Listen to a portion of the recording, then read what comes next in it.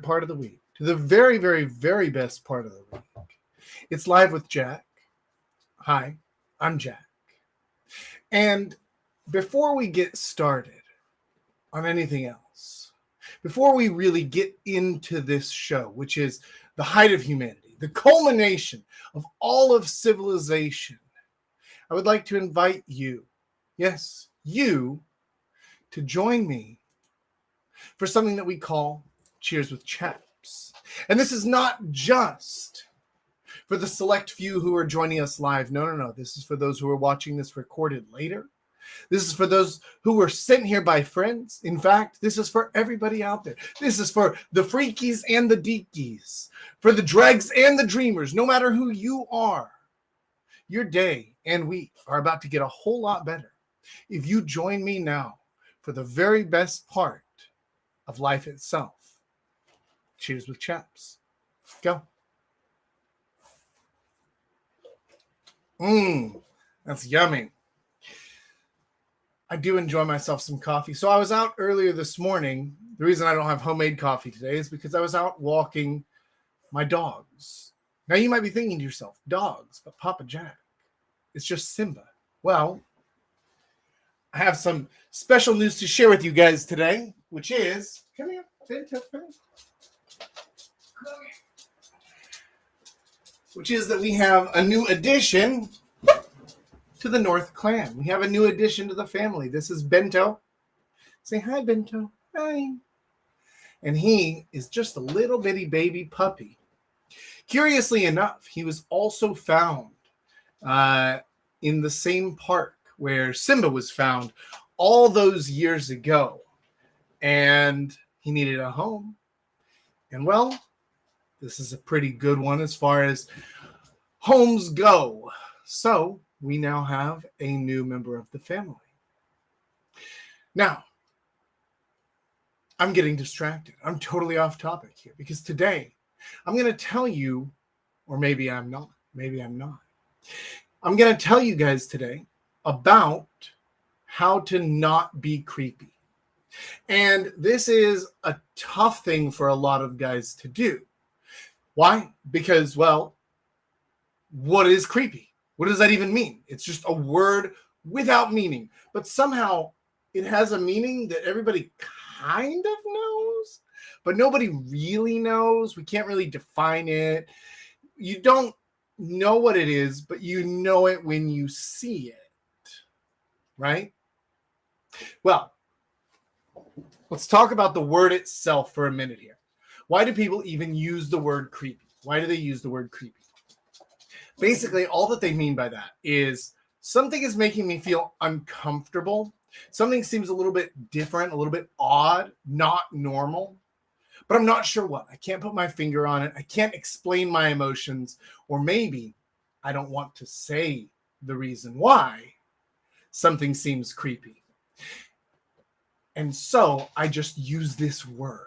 I use this word to describe things that don't quite feel right, but there's nothing wrong with them, but there's something wrong with them, but it's not like illegal or immoral or anything like that. So basically, the word creepy has no real meaning, but it does mean that somebody is made to feel uncomfortable because of their previously held beliefs. And one of the things that you'll notice is that this word gets used more or less depending on the culture. The word gets used in different situations depending on the culture as well. And so, for example, if you're 35 and you're dating a 21-year-old girl, in America, they're going to say, oh, that's creepy. Oh, she's too young for you. Oh, it's so weird. It's so creepy. Whereas in Korea or pretty much anywhere in Asia, they'll say, hey, good for you. You got a good one. Nice. Well done. Nothing weird about it. Nothing awkward about it. Why? Why is it creepy in one country but not in another? Well, because again, it's something that to that person seems like it's a little bit out of the ordinary, or it makes them a little bit uncomfortable. Now we're getting to the good stuff. Why would it make American women uncomfortable if a 35-year-old man is dating a 21-year-old girl? Well, I feel like you guys who are watching this already know the answer, but just in case you don't. Basically, it makes them feel uncomfortable because they feel less than her. And rightfully so, because if they are 32 or 33 thinking, well, why doesn't he want me instead? Why doesn't he just man up and get a real woman? Oh, he just can't handle a real woman.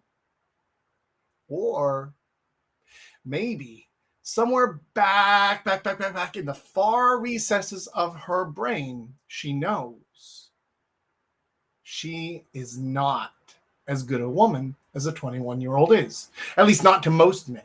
And now she may have other qualities. She may have other things going for her, perhaps some intangible qualities that would make her somewhat more attractive. But for the vast majority of men, if you're given a choice between a 32-year-old girl who's been around the block a few hundred times or a 21-year-old girl who is happy to follow your lead and join you in life, well, which one is better, right? It's obviously the younger girl.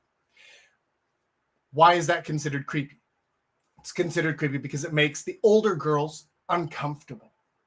And there's also a cultural aspect to it as well of normally people in the West tend to marry within 3 to 4 years of one another at a maximum.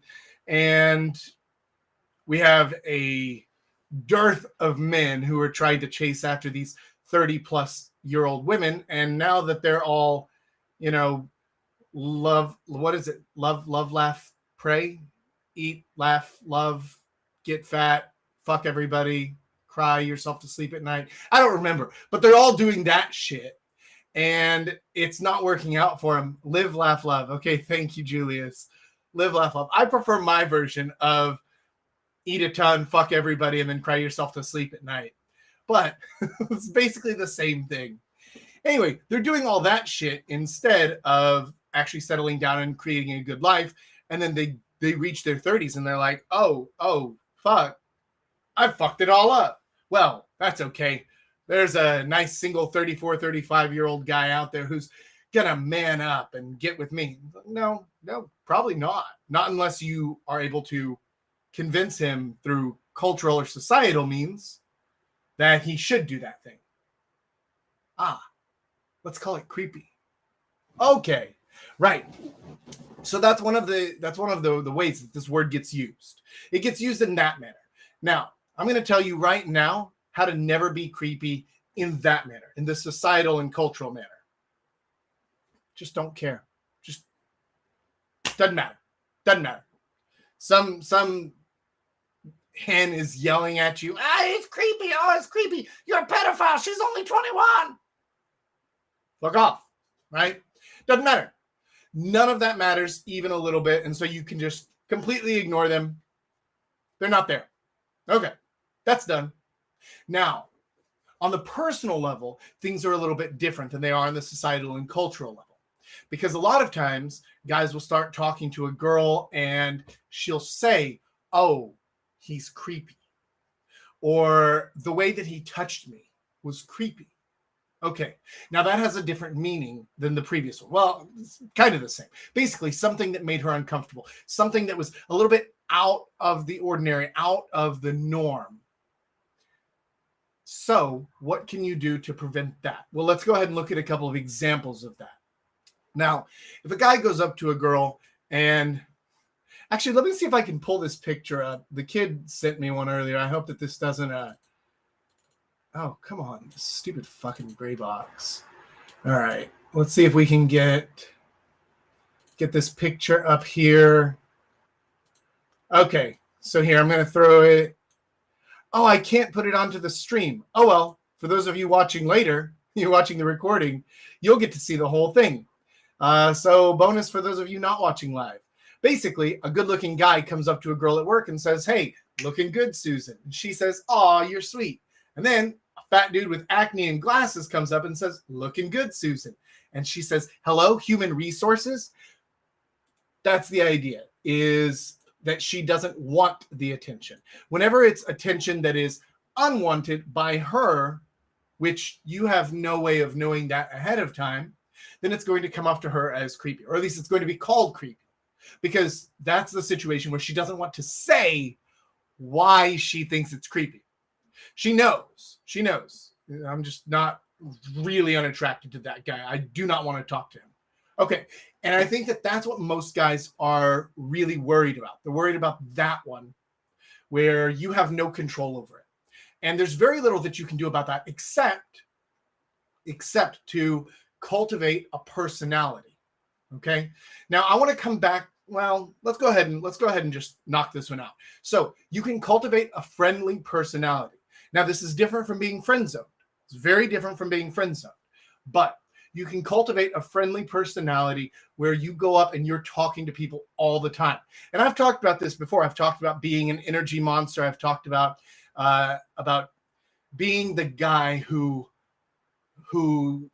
everything else gravitates toward, because you are always talking to people. You're always high energy. You're always being friendly. And when you do things like that, even if you're not in a situation where somebody else can see that, because you already have that personality, it's going to come off as normal. So a lot of times you guys have probably heard me talk about doing something as if it's the most normal thing in the world. And I throw that out a lot, especially whenever I'm talking about touching, whenever I'm talking about dating, whenever I'm talking about kissing, things like that. And I say, well, you should just do it as if it's the most natural thing in the world. It's the most normal thing in the world. It's just the next step. How do you do that? Well, you do it by practicing that a lot, by developing that type of personality yourself. And then that way, whenever you meet somebody, even if you're not in a social situation where they're going to see that in action, because you're so used to it, because you are that person, everybody just assumes that it's totally okay, totally natural, totally normal, because that's just what you do. So, here's an example. If you work at it actually doesn't matter where you work. If you're at work and you regularly invite your coworkers, both men and women, out for different events. You're going out drinking with your buddies. You invite some guys out. You're going to see the St. Patrick's Day festival, and so you invite some of the coworkers out. Your buddy is having a concert, so you invite coworkers out. If you're inviting people out to do things all the time, then whenever you go to invite a girl you're attracted to out, it's not weird, right? Because it's just the most normal thing in the world. It's just what you do. And now you do have to be careful with this so that you don't get thrown into the friend zone, but I'll explain that later. So whenever you're going out and you're asking people out, you're inviting them along, it's just the most normal thing in the world whenever you do it to someone you're attracted to.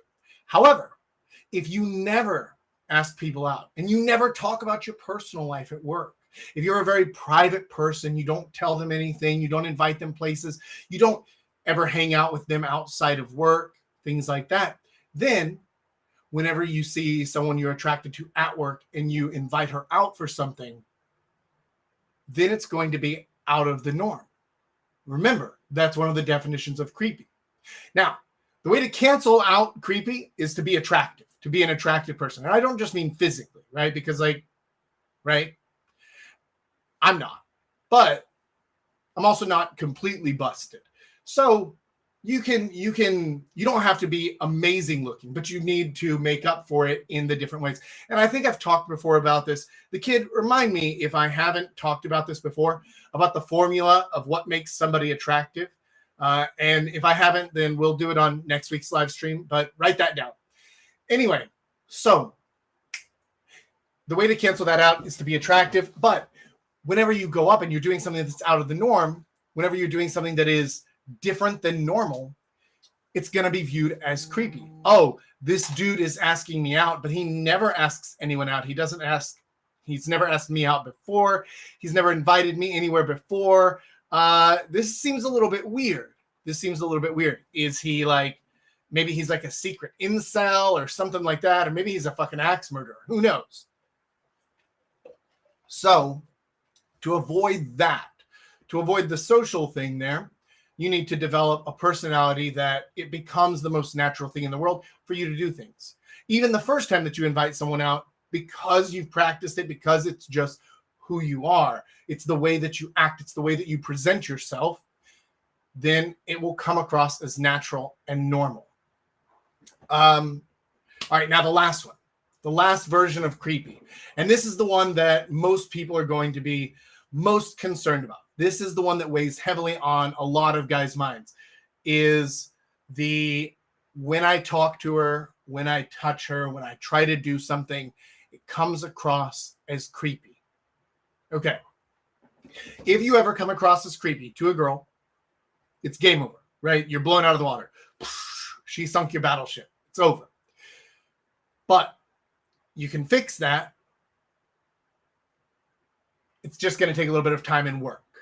The fact is that the only difference between creepy and not creepy, whenever it comes to things like that, to talking, to flirting, to touching, is confidence. It's the level of confidence that you bring to it. Because like I was just saying a minute ago, whenever you're doing something that is just the most natural thing in the world, it's just the next step. It's just what we do, right? Then when you're doing that confidently, it feels that way. It feels like, oh, yeah, this is clearly the next thing. But when you do it unconfidently, when you're not sure, when you try to give a girl a hug and you, can I give you a hug? It's fucking creepy, right? Because it's weird. It's not normal. It stands out as something's wrong here. And it shoots off a lot of red flags in their head. So when you're doing things like this, you need to do them confidently. How do you do them confidently? This is the part that you guys are going to hate. Practice. You're going to suck at it for a little bit. You are. Don't practice on your coworkers, right? Don't practice where there are potential negative ramifications there.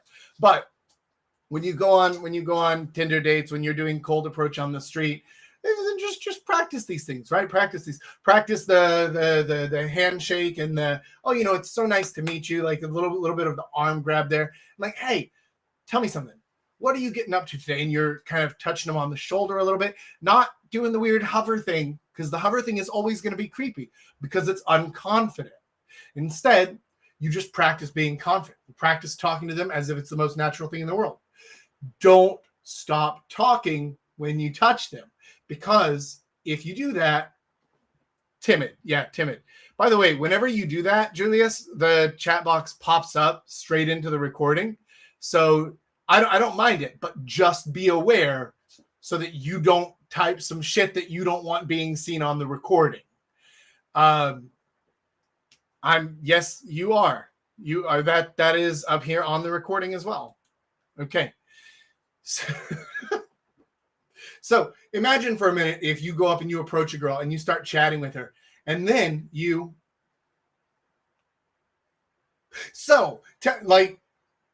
put that pause in there whenever you touch her. It's fucking weird. It's weird. It's unconfident. Unless you just have balls of steel enough that she can feel your confidence just emanating from you, oozing out of you, all that confidence juice that you're just leaking everywhere. And if you're watching this video to find out how not to be creepy, that's probably not the case. So don't do that.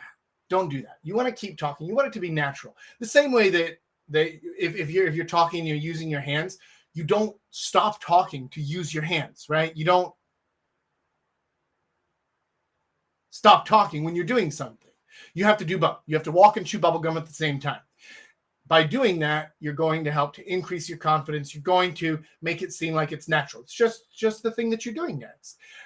Same thing if you've seen my videos, or if you've read my blog posts about the ways to approach and talking about complimenting. You go up to check out a girl's earrings or something. You go out to check out her hair dye job or something like that. Then if you go in there and you're like, can I see your earrings? It's weird, right? So you don't do that. Instead, you're just like, oh, holy shit, girl. Look at that. You got a bunch of freaky deakies back there. How many is that? 1, 2, 3, 4, 10. What? You got got 10 earrings up here. Wow, that's amazing. You have the same on the other side, and you're like physically turning her, you're touching your ears and stuff. But when it's just natural, like you're just curious, she might even be thinking to herself, this situation's a little bit weird. I've never had this happen before, but he seems not weird about it. It seems normal to him. So I guess I'm just going to roll with it. Most of the time, you can get through weird situations by acting like it's not weird, by just acting like, yeah, I've been here before. This is standard fare stuff, right? You can just push through it confidently with practice that you get from doing it again and again, right? And you're going to be fine. One of the other things that you can do, and this is a really good way to save an interaction whenever you can feel like it's going bad, or she sees you as a little bit creepy, or something's a little bit off, or maybe you've walked up and you've made a terrible mistake. You had something set up in your head to say, and then the lines came out like Joe Biden trying to give a speech. Fuck, wait. And then one of the things you can do there is you can actually just acknowledge it, own it, and say, hold on, I'm going to try that again. And then just back up and literally just try it again. That can work really well, because acknowledging the mistakes that you make shows a lot of confidence, and it shows that you're not really bothered by making the mistake, but you still want the presentation to be better. And so you're just going to give it another shot. That's all. Most of the time, girls will just laugh at it and say, okay, all right, go on then, do it. And that will help to alleviate some of the tension, break the ice whenever you make mistakes like that, or whenever you can feel that things are coming across a little bit off. Now, one last thing that I want to touch on here is the difference between creepy and flirty. And this is going to be the last topic before we jump into the Q&A. And this is something that I had somebody ask me earlier this week. He asked me, like, can you please explain to me what the difference is between creepy and flirty? And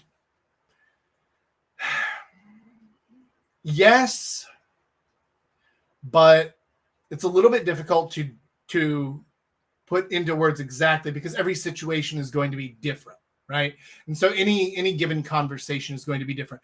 But flirty is where you're having fun, you're kind of joking back and forth, you're both smiling, you're both having a time of it. And creepy is only one person is doing that. If you're doing it and she's just like, okay, yeah, oh no, I get the joke, I get it. You need to learn how to read body language, how to read signals from girls whenever they are showing you non-verbally that they're not interested. When they're angling their bodies away from you, when they're crossing their arms, when they're fidgeting on their phones and like not even looking up, right? Because if you have a message or something you need to take care of while you're talking to a friend, you might be like talking, looking at the phone, but then also coming up to make eye contact with them and continuing the conversation, at least as best you can. Or you'll acknowledge it and say, hey, I'm really sorry. Like, my grandmother just messaged me and she gets pissed if I don't message her back. I just need to give me 30 seconds, something like that. But if she's showing no interest in continuing the conversation, that's weird. That's creepy.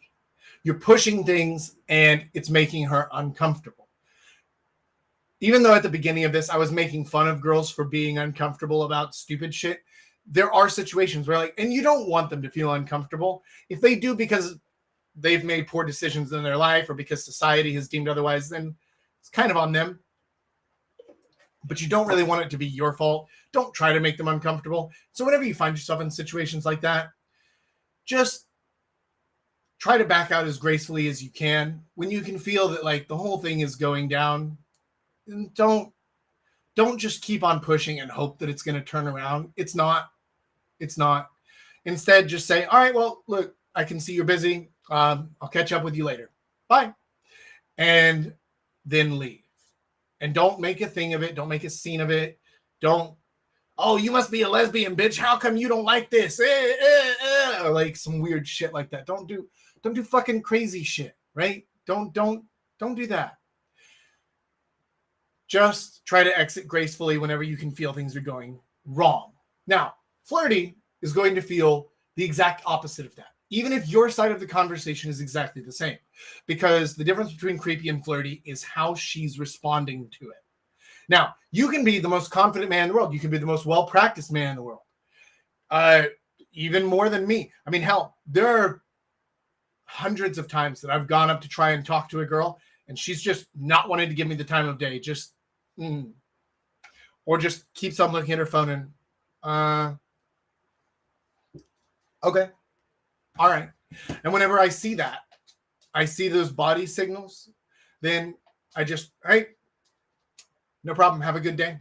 And then that's it. And then I bail, because you don't need to try and push it whenever she's giving you clear signals that she's not interested. And if you do keep pushing it, that's what makes it creepy. If you just approach and she's not interested, that's not creepy. That's not weird. That's by itself, that's not weird. Now you can approach in a bad way that makes it awkward. But again, as long as you read the signals right from the get-go and you say, okay, that's not it. And it needs to be something definitive. Don't use this shit as an excuse to bail on every one of your approaches. I know some of you guys out there are going to hear this and say, well, Jack just gave me an excuse to bail on every approach. No, that's not what I'm saying. I'm saying look for clear, definitive, something I can absolutely point to. This body language shows that she is super uninterested, and anything I do from here on out is just going to be bad. That's an okay time to bail, because if you continue that, that's creepy. Now, how do you learn this stuff? How do you learn these body signals? Well, you can watch some of these videos. I don't know if I've done one on body signals yet. The kid, write that down as well. But the other thing that you need to do, because no matter how many videos you watch, no matter how many books you read, no matter how much stuff you watch on YouTube, no matter how many times you rewatch Hitch or whatever the fuck it is that you want, it's not going to be as good as real infield practice. It's just going out there and doing it, doing the approaches, failing, giving yourself permission to be bad at it for a while, because you will be. You'll be bad at it for a while, but you'll get better. And the reason that I know you'll get better is because that's how your brain works. Your brain is a pattern recognition machine. A lot of people think that your brain is made to be analytical and to really think through things, to make rational decisions. It's not. That's not what it does. Your brain recognizes patterns. Now, once you recognize the patterns, then you can point to things and pretend that you're being analytical. But the fact is that you're really just recognizing a pattern, and you're pointing to the pattern. You're saying every time that a girl does this, she's not interested in me. Okay, and then we can add some analysis to that, and we can say, oh, well, it's subconscious body language and this and that and the other. Okay, right, but that's all things that we're tacking on after the fact. You're only getting this through pattern recognition, and that's good, because that's what your brain is made to do. So no matter what kind of person you are, whether you're a more intuitive person or if you're a more thinking and analytical type of person, you're still going to recognize patterns, because that's what your brain is built to do. So you're going to have to get out there. You're going to have to do some approaches. You're going to have to talk to girls. Yes, real girls in the real world. That's right. And when you do, then you're going to start to notice the patterns of the body language, and you're going to start to become more confident in the actions that you take. You're going to become more confident in the way that you touch her arm whenever you're first meeting, in the way that you touch her shoulder when you're asking her a question, in the way that you kind of tussle her hair, if that's the thing you do. I don't do that, but some guys do. And if I did that, it would be unconfident. It would be incongruent, because that's not the thing that I do. It's not the most normal thing in the world to me. But whatever it is that you want to become the most normal thing in the world to you, you need to get out there, practice it, and do it. And what you're going to find is that the more of this you practice, the more you do it, and the more aware you are of the body language that you're getting off of her, the signals that she's sending you, the less you're going to be creepy, and the more confident you're going to be perceived and in turn actually be. So with that, damn, right on the half-hour mark. Papa Jack, how do you do it? Who knows? Just amazing like that sometimes. So with that said, this is where we're going to go ahead and wrap up the lesson. Let's go ahead and jump into the Q&A. We're going to bring the panel in. And this is good news for you YouTube viewers, because I have been told that we are no longer, at least currently, restricting access to the Q&A side of things for the time being. The kid is feeling very magnanimous and has decided that the whole world should benefit from my advice and from the questions that we answer here. However, if you would like to ask your own questions, you can submit them through email or through our Discord community. So join in there and ask your own questions, get them answered weekly live with me and my panel of ne'er-do-wells. So let's go ahead and bring them in. The kid and Julius. What's going on, boys? Hey. Hello. Where's Big Rich today? Is he not in? I shot him a message earlier. Oh, there he is. Oh, he's here. Awesome. Oh, there he is. Big Rich. Hey, Rich. What's going on, buddy? Oh, he's I guess he's got really bad signal. He's on like Thailand's 3G or some shit. Dude, we can't hear you at all. You are choppy as hell. Oh, man. He needs to get Wi-Fi. Oh, man.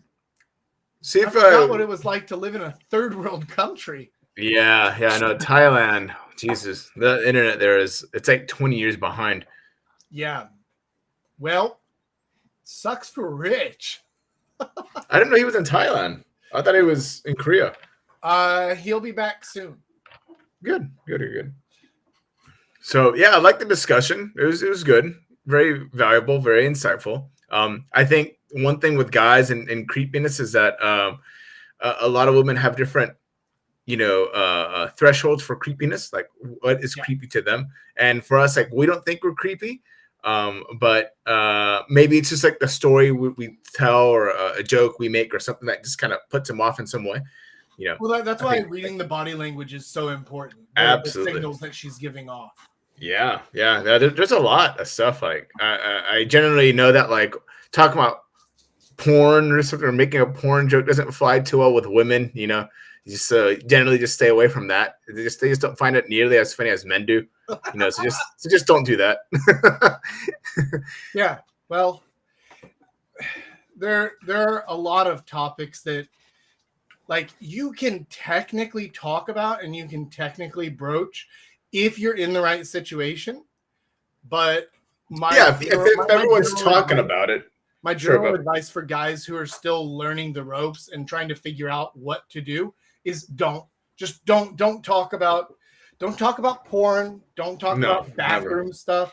No, never. Don't talk about video games, Star Trek, anime, right? No. Like not unless they're into that, which is unicorn status when they are.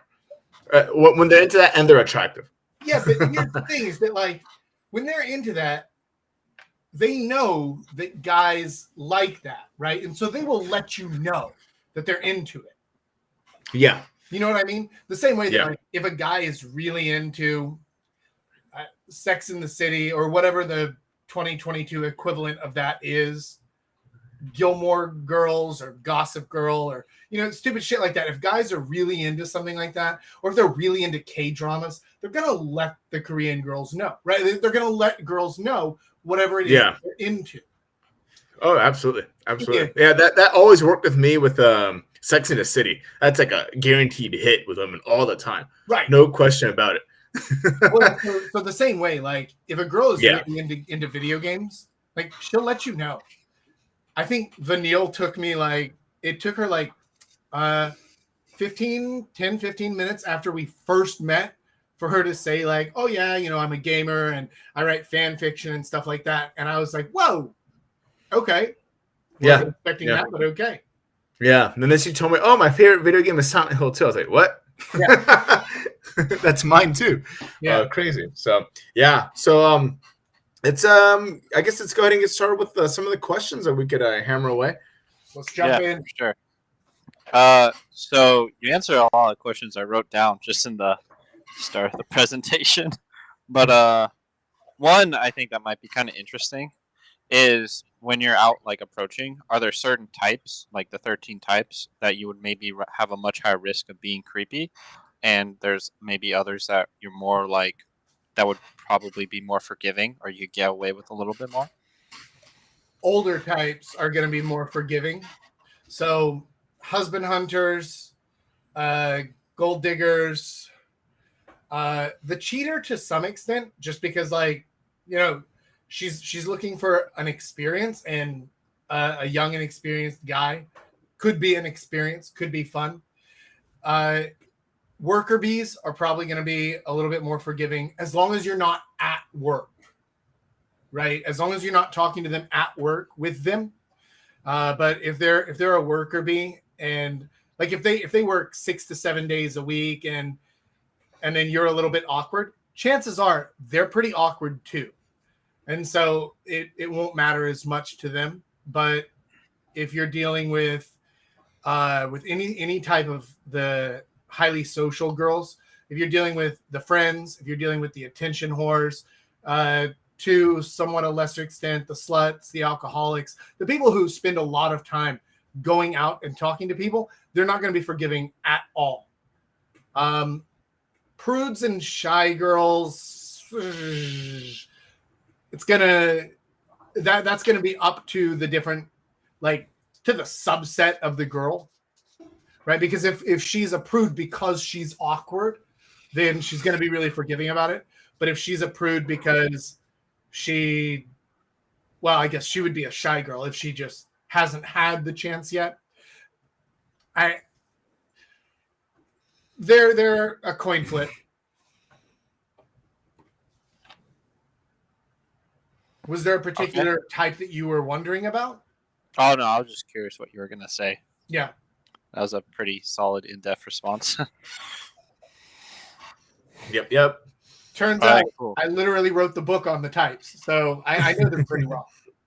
Yeah, interesting. Okay, and then kind of going off what you said there about like kind of how like awkwardness kind of ties into the creepiness. What's kind of the difference between the two? You can be awkward and cute, but you can't be creepy and cute. Very true. Like, if you think about, okay. Did you ever see the movie Superbad? Yes. No. Okay. Well.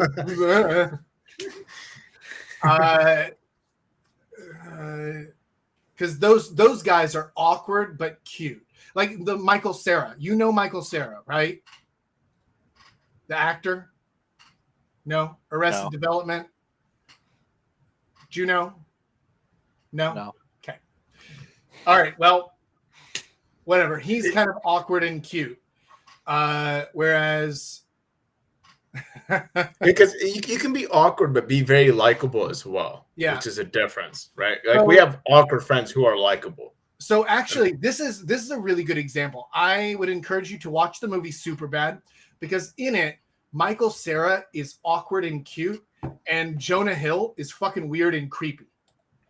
And it's a really, really good example of, like, the two of them are friends, and they both have similar mannerisms, and they do things kind of similarly. They do things together. They have same levels of experience and whatever else. But the way that they come across is very, very different. So I recommend watching the movie Superbad to see the difference there. Yeah, I think that a key difference is that creepers are generally unlikable and awkward is likable, right? For example, we have a friend, I don't want to name him, in Hongdae in Korea, and I'll just call him, I don't know, James. He is Korean though, so his name is definitely not James. And the thing is, like, he's very creepy with women. Like with us, he's totally fine. I mean, maybe a little quiet and such, a little too Korean perhaps, but you know, he's harmless and he's fun. But when he talks to women, he'll approach them. He's sweating, and then you know they obviously don't show any interest with their body language. They turn away from him and they go back to talking to their friends, and then he'll just stand like maybe 2-3 feet away, looking at them intensely without breaking eye contact. You know, with his hand kind of moving to the side. You know who I'm talking about, Sean, Jack. So it's like, you know, that's creepy. And then the girls, they look at him and then they go back to each other and they start giggling, they start laughing, and they change tables or they leave the place. And that's creepy because, see, they don't like that. Nobody likes that, right? Whereas an awkward guy, he'll fumble around in his steps. He's not very confident. He'll say some silly things, but he's got a cool sense of humor. He's likable in some way. He's drinking, offers him a drink. I think that's a big difference, that awkward is still likable, even if they're not the most socially fluent people in the world. Awkward is also, it's also something that people can acknowledge openly, and like everybody's kind of aware of it, right? Because awkward people know that they're awkward. They're just like, I'm not really sure what to say here or how to respond to this thing. So it feels a little bit weird, but I'm going to try. I don't know. But creepy guys don't know that they're creepy. They aren't aware, right? So a lot of that stuff, like what you were talking about, where he's just like staring at him and like hands and stuff, like that's all probably subconscious to him. He's not even aware that he's doing it. And if he's been doing that his whole life. If he saw someone else doing that, he would think that they were creepy. So one of the things you can do to make sure that you aren't being creepy is to go out with people who you know are not creepy, right? Go out with guys who, even if they haven't had a ton of success with women and they don't know exactly what they're doing, right? They could be awkward, but women don't run for the hills whenever they come up. That will help you because they'll be able to see you and say, dude, you're doing some weird ass shit. You got to cut that out. Yeah. Like at least with awkward people, they can learn, or they might just have a little harder time picking up on social cues and body language and such. Well, everybody can learn. Yeah, and they might have a kick-ass sense of humor, or they might know some really good places, or their friends a lot of fun. So they're not completely inept. I find creepy people will be completely inept, scare people away, and you don't want that around you because then you get associated with that person. You don't want that at all. Yeah, well, I mean, like the difference between awkward and creepy is if the dude is, no, Rich, we cannot hear you at all. No, yeah, you have to connect to Wi-Fi, man. Yeah, you've got to find a decent Wi-Fi connection or something. Or maybe he has a Bluetooth headset on, and it's interfering with the stuff like last time. Oh, you know what I bet it is? Check your settings. Make sure that the settings are set to whatever microphone you're using, because I saw you have your Bluetooth earphones in.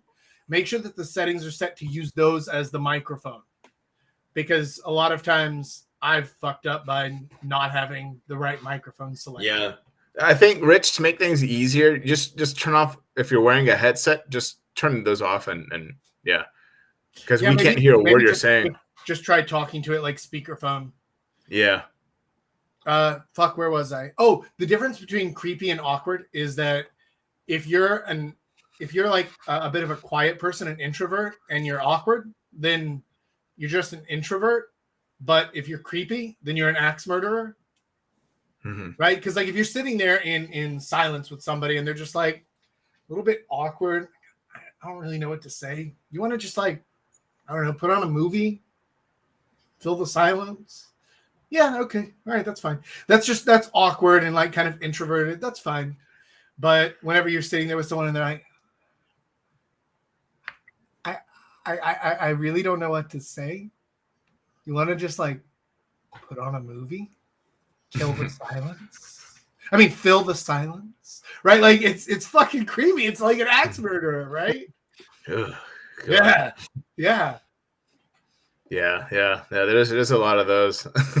Axe murderers? I hope not, but just creepy creepers. because they're Yeah. most likely they're not actually axe murderers. They just don't realize what they're doing.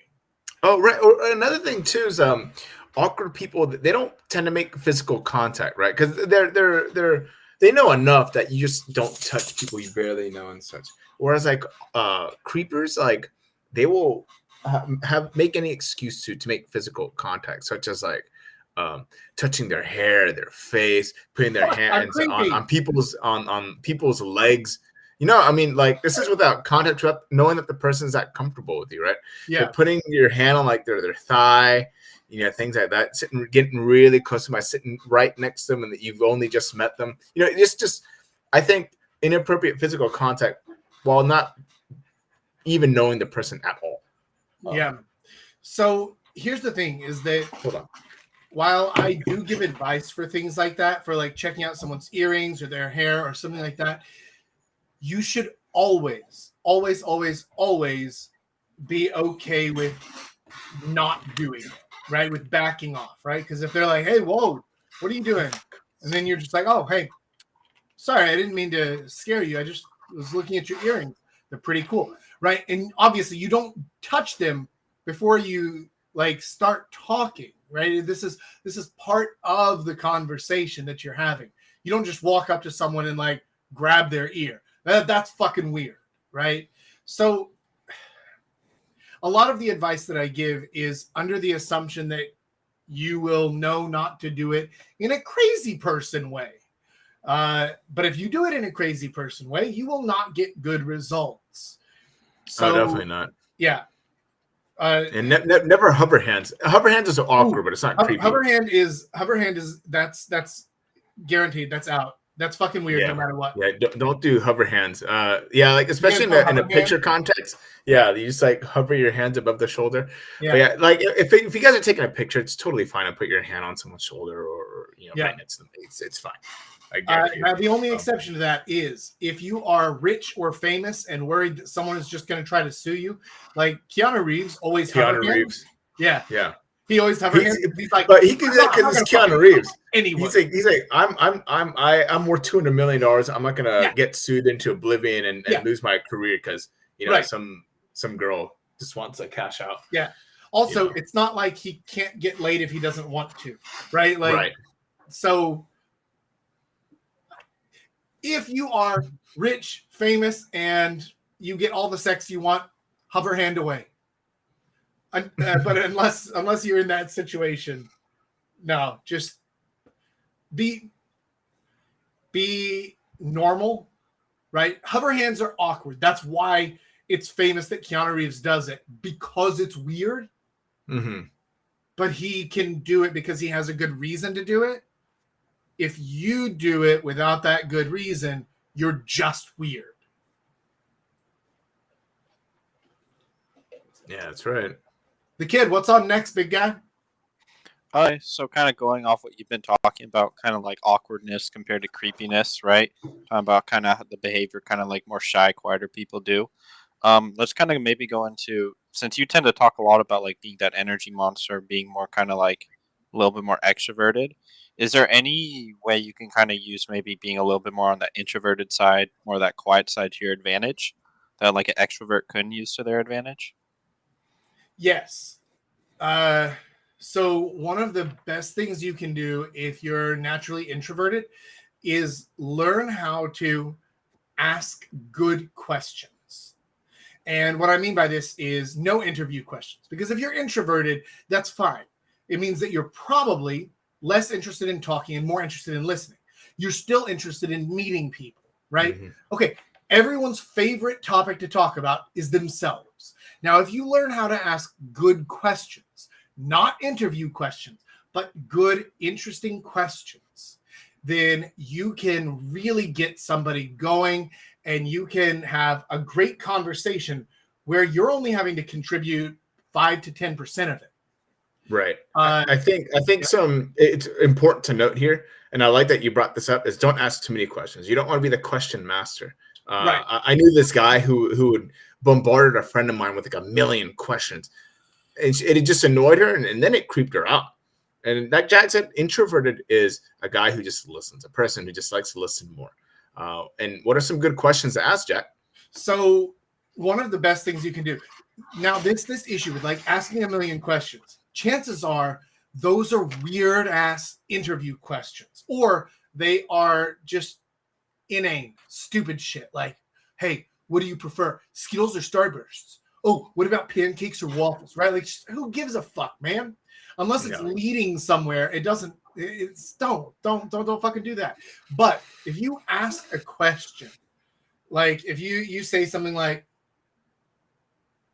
tell me about the worst coworker you've ever had, right? Okay, well that's interesting because everybody's had a bad coworker at some point. And so they're going to tell you these stories about, man, I was working with this guy, Jack. He was so fucking weird. All right, whatever. Then one of the things you can do, this is going to make your question last longer. It's going to make you seem much more in tune with what's going on. And it's going to really, really get her going, is you need to learn to say, that must have been adjective to go through that. Or, so how did it make you feel when something, right? Those two questions will 10x the length of any answer that somebody gives you, because it makes it feel like, first of all, you're really listening, you're paying attention. Second, you're empathizing with them a lot. And third, you really want to know more about them, their inner workings, what's going on, and they'll be happy to tell you all about it. Now, obviously, don't just repeat that ad nauseum, right? Like whenever she says, oh, well, it made me feel like shit because the guy da-da-da-da-da-da-da-da. Oh, well, how did that make you feel when he da-da-da-da? Fucking hell, right? You don't want to be a psychologist, or a psychiatrist, rather. But you do want to kind of give them a lot of space to run with the conversation. And then you can always come in with something similar after she's finished. Say, it's funny that you mentioned people wearing weird ass hats. It reminds me of this time I was down in Mexico, and this motherfucker, he walked around the whole week just in this black hat with blue flowers painted on it. What a fucking crazy dude, right? And okay, sure. And you can bring something up. And then, oh, you've been to Mexico. That's cool. Where did you go? You do things like that kind of lead the conversation. One thing links to another, and you don't have to contribute all that much as an introvert to make a conversation really stretch out and to make it feel good.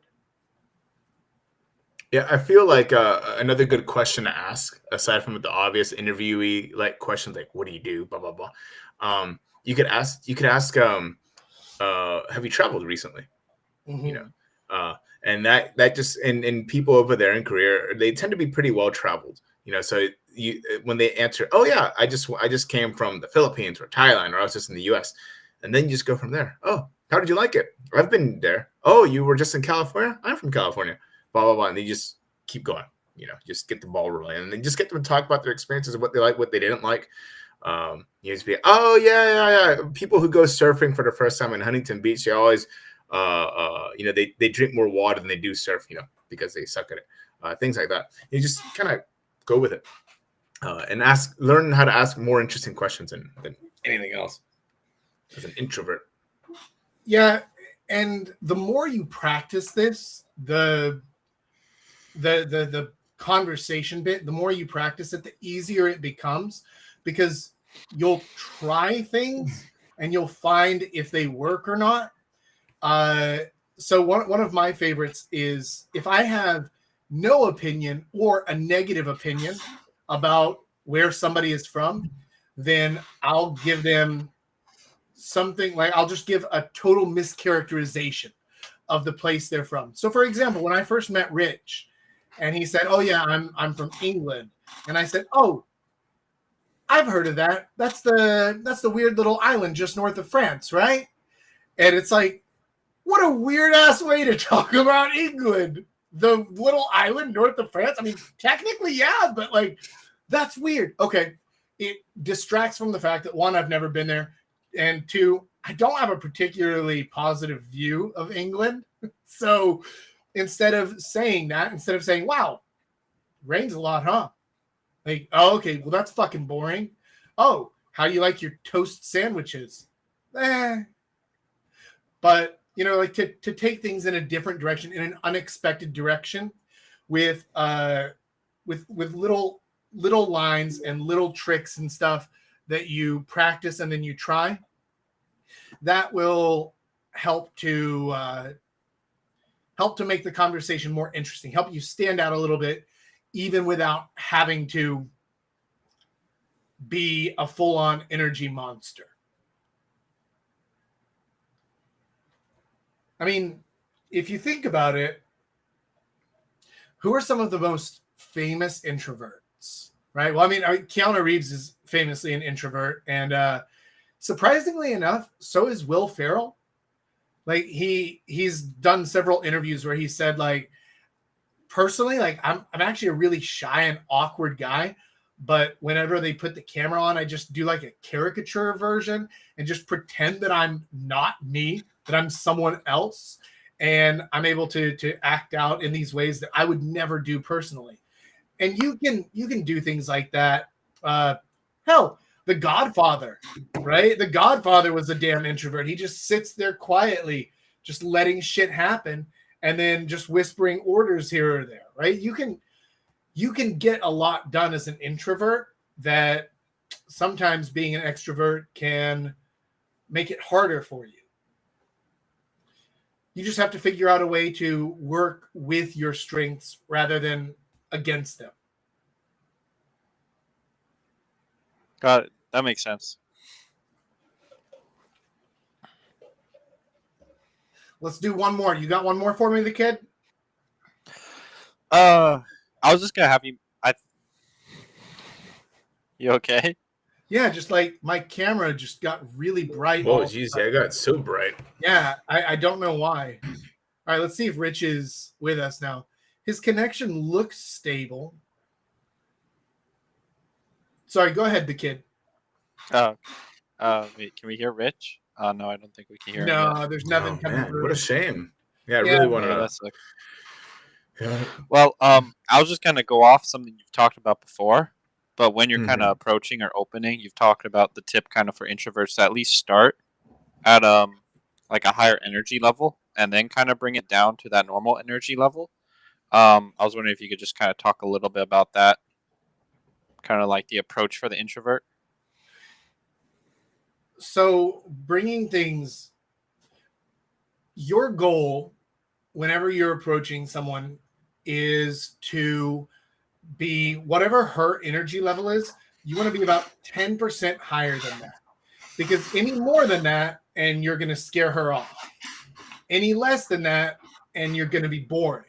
So your goal is about 10% higher than whatever her energy level is. Now, if you're naturally a kind of low energy person, don't approach the woo girls. You know, the girls who are doing tequila shots in there. Woo! Yeah, everybody, let's fucking party! Right? Basic Becky's. Yeah. Yeah, the basic Becky's. Well, I mean, just or anybody who's coming out with like a high energy level, right? Don't approach them. You want to approach someone who's like a little bit calmer. Maybe you can approach basic Becky's calm Karen friend, right?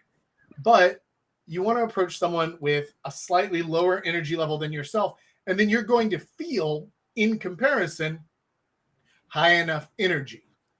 Now, there are some tricks and some things that you can do to artificially bring your energy level up, and then you can pace her and lead her back down. If you want to calm it back down a bit, you can do that, but that's going to be pacing and leading is that's a whole separate lesson. That's not a 2-minute discussion. So just as a basic rule of thumb, try to approach girls who have about a 10% lower energy level than you.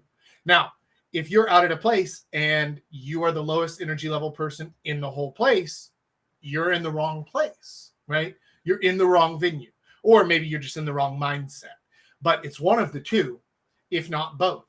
So try not to, especially at the beginning, whenever you're first getting started with approaching, don't try to control her energy level. Instead, try to match your energy level to hers plus 10%. Find somebody who you already kind of match with, and then go from there. Oh, Rich! Oh, Rich. Oh, yeah, Rich. Hello. He's here! Awesome. Welcome. We've been talking about you, missing you. But I think yeah. since Rich is here, yeah, why don't we do one more question now that Rich is here? Oh, yeah, for sure. Let's do it, Rich.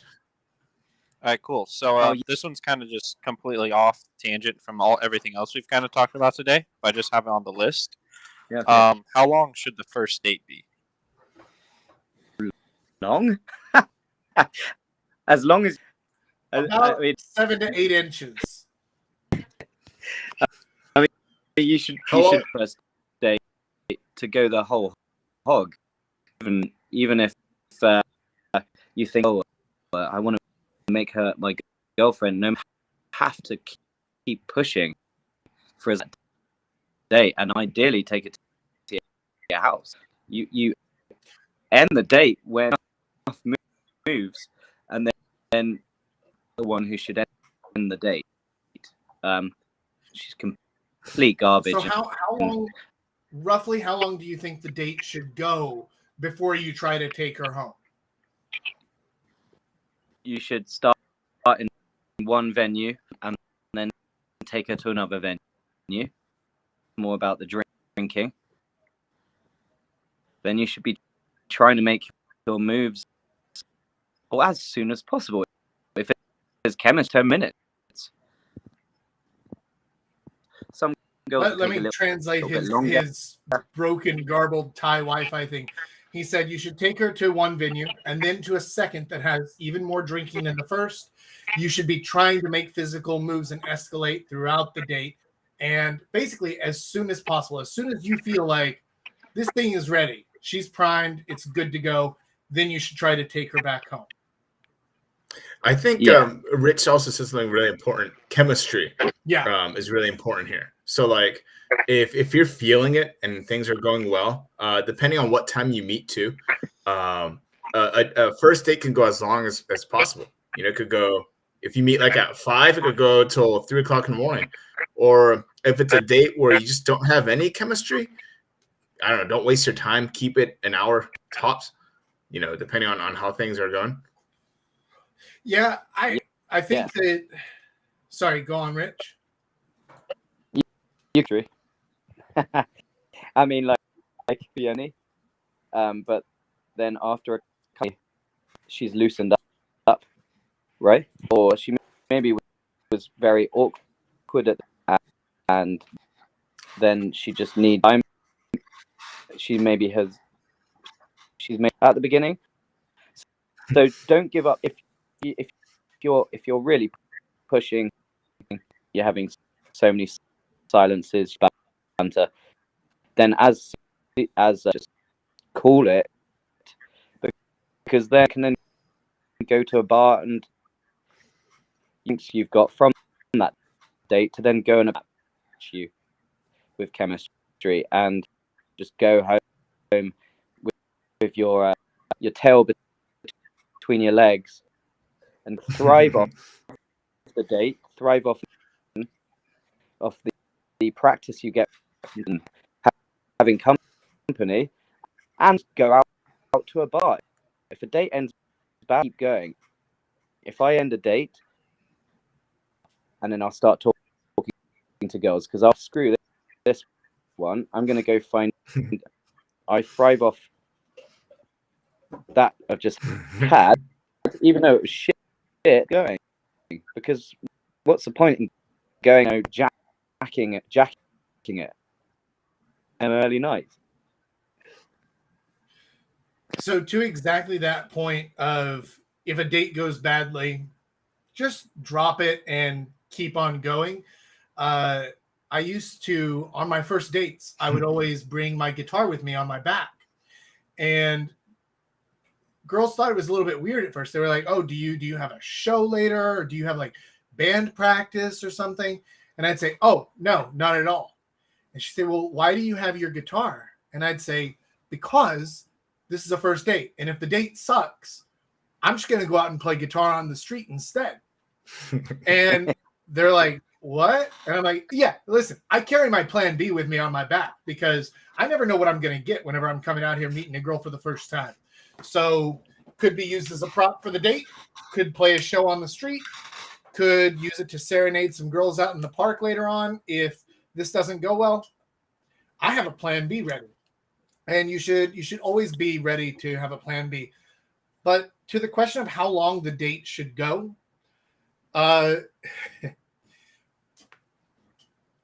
one of the biggest mistakes that guys make, and I know this because I've made this mistake many times, is they'll keep the date going too long, right? Like they'll have a good time together, and then they'll be escalating physically. Okay, the situation's great, and she's primed and ready, but then you try to keep the date going more and more and more and not taking her home.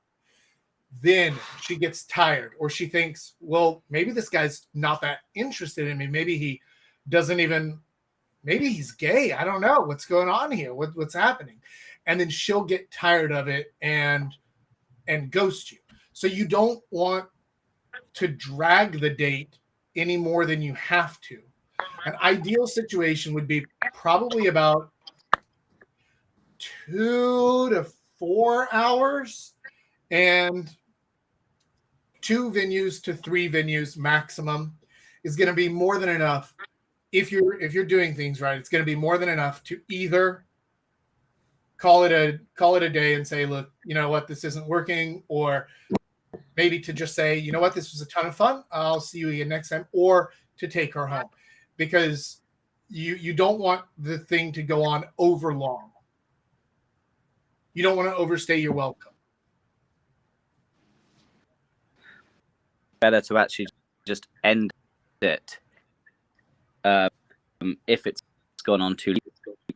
The mystery going for the next date. Yeah. End it on that make out kiss, and then she'll be wondering. It's all about, isn't it? Yeah. If you're going to end it, if you're not going to take her home, end it on a high note. Or if it hits like a really, really bad low note and you're like, that's it, I'm fucking out. Then leave her in the park. Yeah. Yeah. with the crazies in the Yeah, I feel like that's I feel like this is prudent. Sorry, I feel like this is prudent advice, especially if this is like a 3-date type of girl. So you're gonna go out with one. It is important to know, like, okay, well, obviously she's gonna want to meet again, and I'm not gonna be able to take home today.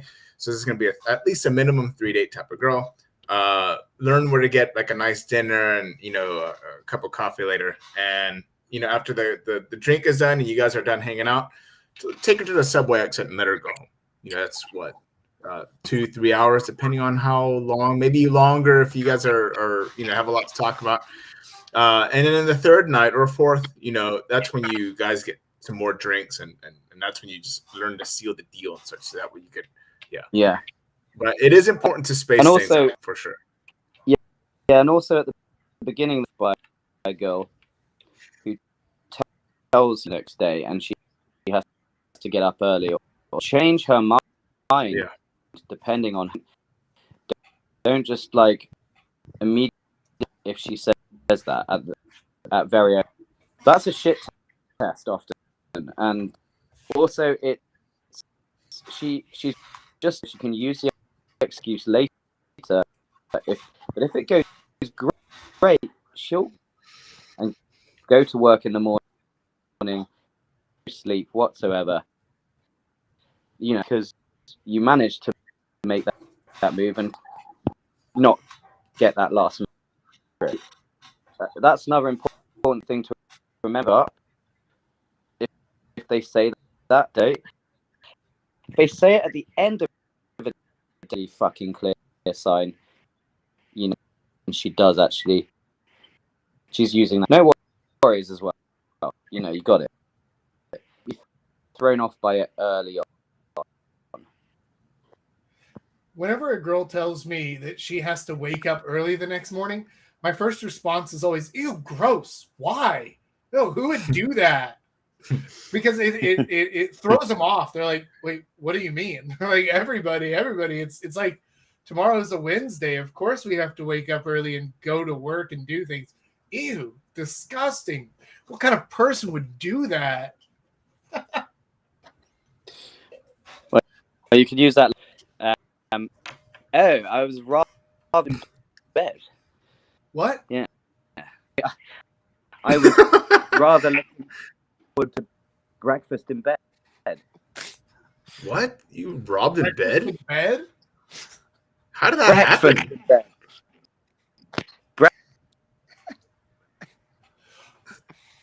Oh, Blowing you off. I'm not sure exactly what he's saying, but that would be a golden line. If a girl says, yeah, I have to wake up early tomorrow, and you said, why? To bring me breakfast in bed? If that's what you're saying, that's pure fucking gold. I prefer my bacon crispy, just so you know. Oh my god. Yes. Oh, that is some swinging steel balls of confidence right there. Oh, I love that. Or how about a quick one? Like now, before you go, what is how would you end a date that's going really bad? Because I have some methods, but I want to hear what you have to say. And Rich, you too. If a date's going bad, like just we aren't getting along at all or something like that, is that what you mean? I mean, it's just zero chemistry. Let's just say that. Yeah. Yeah. Like zero chemistry. She's not laughing. She's like, I had one, and I was just like, oh God. Yeah. Jesus. Zero chemistry. I mean, like, fuck it. Go for the Hail Mary, right? And be like, now I have a serious question for you. Do you have any friends who have a better sense of humor? Because this clearly isn't working out. But I mean, fuck it, why not? Or like, hey, look, I can tell, we aren't really getting along all that well. But do you happen to like giving blowjobs? Because I love receiving blowjobs, and we don't even have to get along for that to happen. So I mean, just throw the long pass, see what happens. Because if you're going to end it anyway, right? Like you're not getting along, you're going to end it anyway. So fuck it, right? Throw one out there. There was I know with one at a chicken place, she was just like getting offended at like the bad words I would say. It wasn't even like I was cursing a lot. I was just saying bad words like, oh fuck. And she would look at me like I said something horrible. And I was like, oh God, this girl sucks. How do I get rid of this one? And I was just like, oh, like we were leaving. I was like, oh well, yeah, I gotta get going. I'm gonna go meet my friends in Hongdae. Bye. I just like left her on the road and went down the subway exit. Oh, sorry. I have a sudden and urgent case of diarrhea. I need to go. I remember I got catfished and I left the girl in the park. I was like, oh yeah, hold on. I think I see my friend over there. And I just like sped off walking. And I think that's when I messaged. She was like, hey Jack, I'm gonna leave this girl at the park. Let's go. Yeah, that was bad. I also did it to another girl in front of her group of friends from Indonesia. That was bad too. Same place, same park. I was like, oh wait, I think I see some friends there, and I just walked up really fast and left her behind. Whew, that was bad. I would prefer to just tell them that it's over, or I mean, like throw the Hail Mary and just like because you're clearly ending it, right? I like my park method better. Actions speak louder than words. in that case, yes, definitely. Yeah. All right. Well, we are at about an hour and 15 minutes. Rich, I know you went through some technical difficulties to get here and to join us. I really appreciate it. Julius and the kid, as always, thank you guys so much for joining us. This was a lot of fun. I hope that y'all enjoyed it too. And for those of you watching at home, I hope that this was helpful or at the very least entertaining. If it was, go ahead, hit the like, hit the subscribe button, feed the fucking algorithm. I'm not going to do it. So help me out, help a brother out, get this stuff out there for more people to see it. And I will catch you guys later. So until next time, Papa Jack out.